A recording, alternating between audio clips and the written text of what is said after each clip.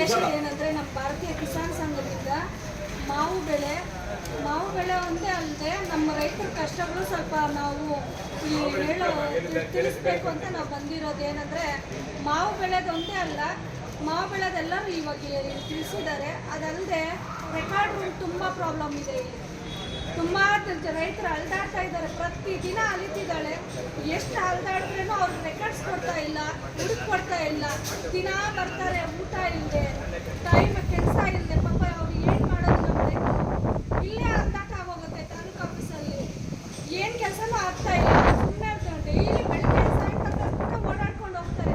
ಇವಾಗ ಇಲ್ಲೇ ನಮ್ಗೆ ಎಷ್ಟೋ ಜನ ಹೇಳಿದ್ರು ತುಂಬ ಕಷ್ಟ ಆಗ್ತಿದೆಯಮ್ಮ, ನಮ್ಮ ರೆಕಾರ್ಡ್ಸ್ ರೂಮಲ್ಲಿ ಏನೂ ಸಿಗ್ತಾ ಇಲ್ಲ, ದಿನ ಸಿಗ್ತಾ ಇದ್ದೀವಿ ಅಂತ. ಆಮೇಲೆ ನಮ್ಮ ಪಿ ನಂಬರ್ಸು ಅಷ್ಟೇ, ಅರ್ಧಂಬರ್ಧ ಕೆಲಸ ಆಗಿದೆ. ಒಂದೊಂದು ಕೆಲಸಕ್ಕೂ ತಿಂಗಳಗಟ್ಟಲೆ ಆಗಬೇಕು.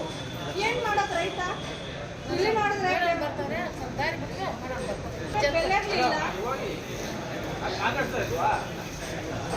ಇಲ್ಲಿ ನೋಡಿದ್ರೆ ನಮಗೆ ಬೆಂಬಲ ಬೆಲೆನೂ ಸಿಗ್ತಾ ಇಲ್ಲ, ನಮ್ಮ ನಷ್ಟ ಪರಿಹಾರವೂ ಇಲ್ಲ. ಇವಾಗ ಯಾವ ತರಕಾರಿ, ಒಂದು ತರಕಾರಿಗೂ ರೇಟ್ ಇಲ್ಲ. ನಿಮ್ಗೆ ಗೊತ್ತಿದ್ದಂಗೆ ನೀವು ಎಲ್ಲ ಕಡೆ ನೋಡ್ತಾ ಇದ್ದೀರ. ಪಾಪ ಎಷ್ಟು ಗೋಲಾಡ್ತಿದ್ದಾರೆ.